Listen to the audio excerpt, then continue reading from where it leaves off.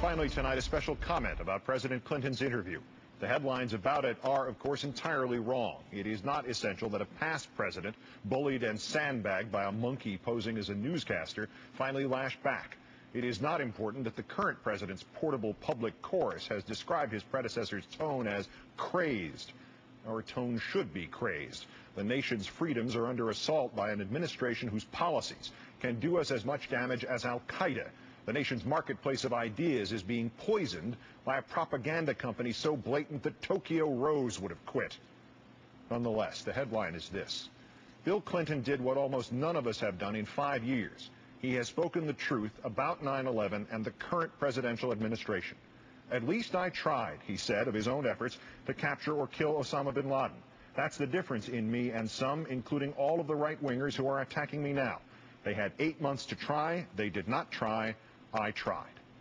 Thus, in his supposed emeritus years, has Mr. Clinton taken forceful and triumphant action for honesty and for us. Action as vital and as courageous as any of his presidency.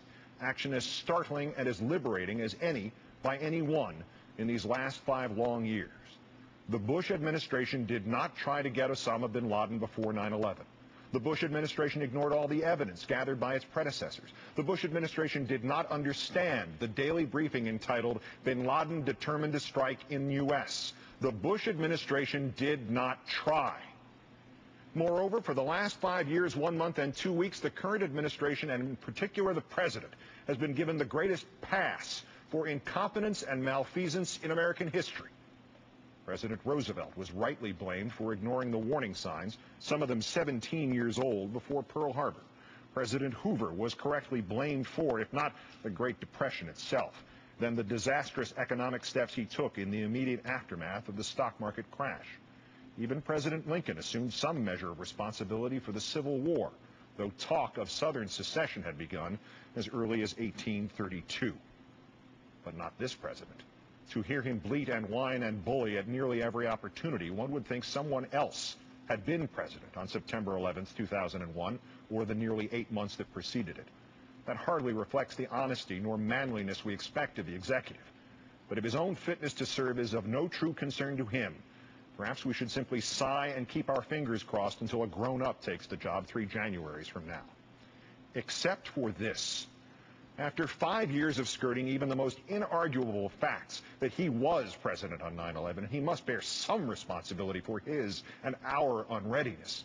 Mr. Bush has now moved unmistakably and without conscience or shame towards rewriting history and attempting to make the responsibility entirely Mr. Clinton's. Of course, he is not honest enough to do that directly. As with all the other nefariousness and slime of this, our worst presidency since James Buchanan, he is having it done for him by proxy. Thus, the sandbag effort by Fox News Friday afternoon. Consider the timing. The very same weekend, the national intelligence estimate would be released and show the Iraq war to be the fraudulent failure it is. Not a check on terror, but fertilizer for it. The kind of proof of incompetence for which the administration and its hyenas at Fox need to find a diversion in a scapegoat. It was the kind of cheap trick which would get a journalist fired, but a propagandist promoted, promised to talk of charity and generosity, but instead launch into the lies and distortions with which the authoritarians among us attack the virtuous and reward the useless, and don't even be professional enough to assume the responsibility for the slanders yourself. Blame your audience for emailing you the question. Mr. Clinton responded as you have seen. He told the great truth untold about this administration's negligence, perhaps criminal negligence, about bin Laden. Mr. Clinton was brave. Then again, Chris Wallace might be braver still. Had I, in one moment, surrendered all my credibility as a journalist and been irredeemably humiliated as was he, I would have gone home and started a new career selling seeds by mail. The smearing by proxy, of course, did not begin Friday afternoon. Disney was the first to sell out its corporate reputation with The Path to 9/11. Of that company's crimes against truth, one needs to say little. Simply put, someone there enabled an authoritarian zealot to belch out Mr. Bush's new and improved history. The basic plot line was this: because he was distracted by the Monica Lewinsky scandal, Bill Clinton failed to prevent 9/11. The most curious and in some ways the most infuriating aspect of that slapdash theory is that the right-wingers who have advocated it, who try to sneak it into our collective consciousness through entertainment, or who sandbag Mr. Clinton with it at news interviews, have simply skipped past its most glaring flaws. Had it been true that Clinton had been distracted from the hunt for bin Laden in 1998 because of the Lewinsky nonsense, why did these same people not applaud him for having bombed bin Laden's camps in Afghanistan and Sudan on August 20th of that year, for mentioning bin Laden by name as he did so? That day, Republican Senator Grams of Minnesota invoked the movie Wag the Dog. Republican Senator Coates of Indiana questioned Mr. Clinton's judgment. Republican Senator Ashcroft of Missouri, the future Attorney General, echoed Coates. Even Republican Senator Arlen Specter questioned the timing. And of course, were it true Clinton had been distracted by the Lewinsky witch hunt, who on earth conducted the Lewinsky witch hunt? Who turned the political discourse of this nation on its head for 2 years? Who corrupted the political media? Who made it impossible for us to even bring back on the air the counterterrorism analysts like Dr. Richard Haas and James Dunnigan, who had warned at this very hour on this very network in early 1998 of the cells from the Middle East who sought to attack us here? Who preempted them in order to strangle us with the trivia that was all Monica all the time? Who distracted whom? This is, of course, where, as is inevitable, Mr. Bush and his henchmen proved not quite as smart as they think they are. The full responsibility for 9/11 is obviously shared by 3 administrations, possibly 4. But Mr. Bush, if you are now trying to convince us by proxy that it's all about the distractions of 1998 and 1999, then you will have to face a startling fact that your minions may have hidden from you. The distractions of 1998 and 1999, Mr. Bush, were carefully manufactured and lovingly executed, not by Bill Clinton, but by the same people who got you elected president. Thus, instead of some commendable acknowledgement that you were even in office on 9/11 and the lost months before it, we have your sleazy and sloppy rewriting of history, designed by somebody who evidently read the Orwell playbook too quickly. Thus, instead of some explanation for the inertia of your first 8 months in office, we are told that you have kept us safe ever since, a statement that might range anywhere from 0 to 100% true. We have nothing but your word, and your word has long since ceased to mean anything.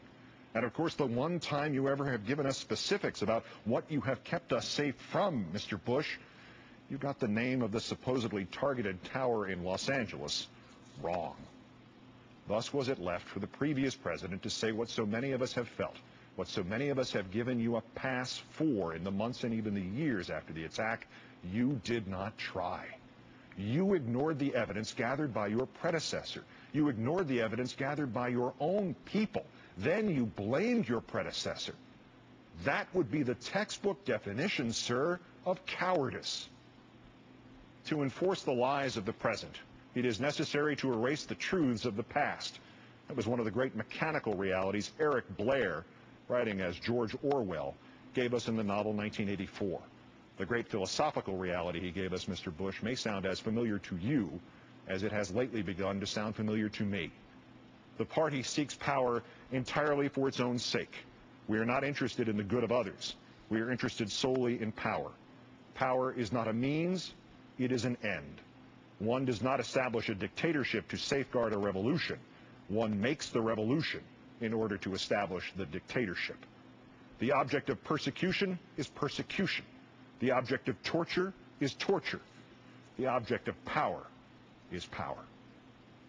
Earlier last Friday afternoon, before the Fox ambush, speaking in the far different context of the closing session of his remarkable global initiative, Mr. Clinton quoted Abraham Lincoln's State of the Union address from 1862. We must disenthrall ourselves. Mr. Clinton did not quote the rest of Mr. Lincoln's sentence. He might well have. We must disenthrall ourselves, and then we shall save our country. And so has Mr. Clinton helped us to disenthrall ourselves and perhaps enabled us, even at this late and bleak date, to save our country. The free pass has been withdrawn, Mr. Bush.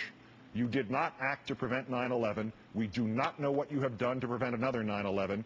You have failed us. then leverage that failure to justify a purposeless war in Iraq, which will have all too soon claimed more American lives than did 9/11. You have failed us anew in Afghanistan, and you have now tried to hide your failures by blaming your predecessor. And now you exploit your failure to rationalize brazen torture, which doesn't work anyway, which only condemns our soldiers to waterboarding, which only humiliates our country further in the world, and which no true American would ever condone, let alone advocate. And there it is, sir. Are yours the actions of a true American? I'm Keith Olbermann. Good night and good luck.